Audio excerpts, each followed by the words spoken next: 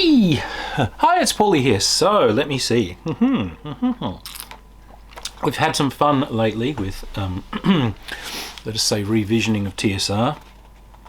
However, before that, some good things came out. So, I've been sent this game to review, and I'm actually rather glad because I hadn't seen it in years, and I was keen to see what the guys had done. So, this is Top Secret. And I was actually really pleased. I mean, I played this back in the day. Good to see this again. So, Top Secret. It's got the TSR logo on it. The guys have moved on from that and everything. We won't go into why, but it was a good move. Top Secret, this is a revisioning. This is Top Secret New World Order. So they have changed it from the original. And it comes out trying to keep the old school geist of the thing, but with some great new ideas. So, comes as a box. Really nice solid box. And I know I love boxed games, but the fun in this one, as we opened up, we see we've got a rule book. There is an errata sheet, but it doesn't really do stuff that you're really going to need. If you need some extra detail on underwater tactical swimming, but I don't think it's really broken the game. What you do get is some interesting little props. So these are vehicle props and so on. These are cards for recording different vehicles, because of course, spy game. So there's dice, there's markers, you get some great boards and so on in this, and you get some character sheets. There is a adventure, the White Queen, that comes in this. You get some interesting, there's a Judge's Shield, which has got the information you need to use the game. It's quite a clean design on that too. A lot of Judge's Shields are filled with masses of information, but that's actually the thing. This game doesn't overload you with information, which is odd because it is actually a pretty good game of espionage. Now, I have a lot of friends who are into espionage games. I have to say I never was, but they heartily disliked original Top Secret. I played it once or twice at conventions and I actually kind of enjoyed what I was playing, so I don't know what their beef was. I still don't know what their beef was. It may be because they wanted to play James Bond. They wanted a game of super spies who are super suave and super. This isn't. Top Secret is a game of playing stuff within a slightly sort of cinematic world, but a hard-hitting cinematic world of espionage adventure. When I read through this, I didn't hear James Bond themes playing in my head. I heard, "Hi, my name is Michael Weston, and I used to be a spy." And that's what this is, and that's where this excels. This is kind of boots on the ground, ground level, intelligence, operative stuff. And if you haven't seen Burn Notice, go and watch Burn Notice and then grab a copy of this, because these are the rules you want to use to run that kind of adventure.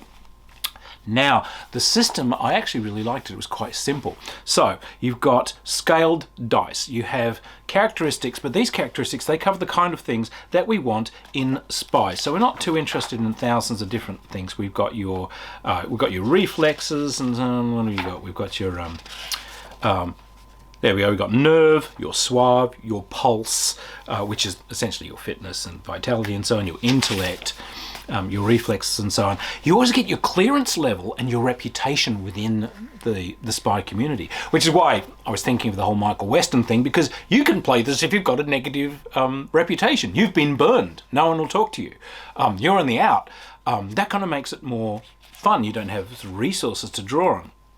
You've got an original background that you came from before you were recruited by the agency, and then you've got the training that you have with the agency. Now, your skills and so on, these are all expressed as the sort of things, you know, that you get within that world. So, you know, asset management is the blanket for the tools that are used to manipulate people and deal with people and so on. And you get kind of specialities within all these different things. There are black bag ops, which is everything from tapping into people's phones to, you know, messing with their power. And so it uses the terminology really well. The system, I actually really like it. So it's escalating dice. You do in fact get dice with the game. So a low level of a characteristic or a skill would be like a D4, and D6, D8, D10, D12. It escalates as you get better. The system itself, what you're going to do for most of these skills is you are going to have a skill in it, which is going to be a dice. You are going to have a characteristic which affects it, which is going to be a dice, and you are often going to have an asset. Now, let's say you're using a sniper's rifle. That rifle will have dice, which is its asset dice, given the circumstances and the range and so on. So there's a lovely list of weapons, and they've got different asset dice they'll give you depending on what range and so on that you're at. So for those of you who are real equipment hogs, you may want to comb down the list of pistols and so on, seeing which ones are better at 25 meters than 10 meters and 50 meters. But all the equipment there that your heart could desire, and that runs, of course, into vehicles, because chases and so on are a big part of this genre. But you're rolling these escalating dice. You're usually rolling against, if you're doing an uncontested thing, it's lucky 13. You've got to get a 13 or higher, or you've got to beat the other character. Some of these dice explode. Some of these dice, when you roll the maximum, you get to keep and continue rolling. So that's look, a simple system to explain. The way that it is leveraged in the game is all within this wonderful kind of spy terminology, and you'll get your scenarios. You'll have to handle assets. You'll have to bribe people. You'll have to observe people. You'll have to run scams on people. They've had to handle a lot in this. It's not just kind of the fisticuff end of it is actually pretty simple. You just have ratings in how you know these things, but what's more important is all the other little miscellaneous spy stuff that You've also got disadvantages and so on that you can have. Your character can have all kind of quirks that kind of make the whole character work well. Look,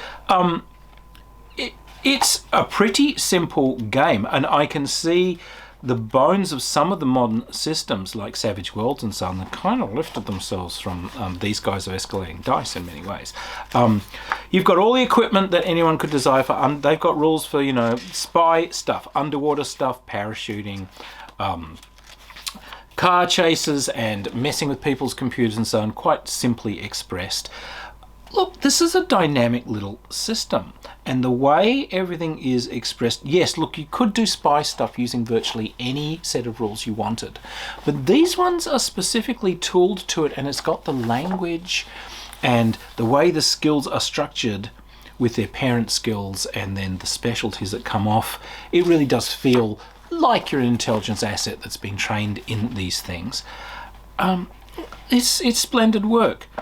If you wanted to do something that had that boots on the ground spy level, this is not James Bond where you can tackle 500 people, you can karate chop your way through things and then seduce 15 people before heading off to a dinner dressed in tuxedo. It's not that. But if you have to bluff your way into that drug cartel, then you have to somehow run a scam that lets you get the information out of the safe in the office, get out without being seen, but find yourself then in a car chase. And this is the game system for that. And look, I think I've done a really splendid job. I really do. I do feel pleased that they brought this out again. It had sort of died off, and it didn't deserve to. It did deserve extra love.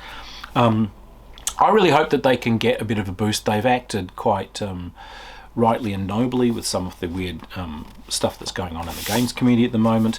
So look, if you hadn't ever seen Top Secret back in the day, I would go and have a look at it. And if you had Top Secret back in the day and didn't like it, go and have a look at it again, because this new version, it's cleanly written, communicates its ideas really well. It basically stays in character the whole time, and it puts you in character. This is a nice piece of work, it really is. Embrace it as it was intended, as a very cool game of spy action, and enjoy it. It's a good game. It really does have great bones, and I really hope they do a lot more with it. I think it's got the bones to actually generate some really good adventures and some really great table play. So yeah, go and check it out. Cheers.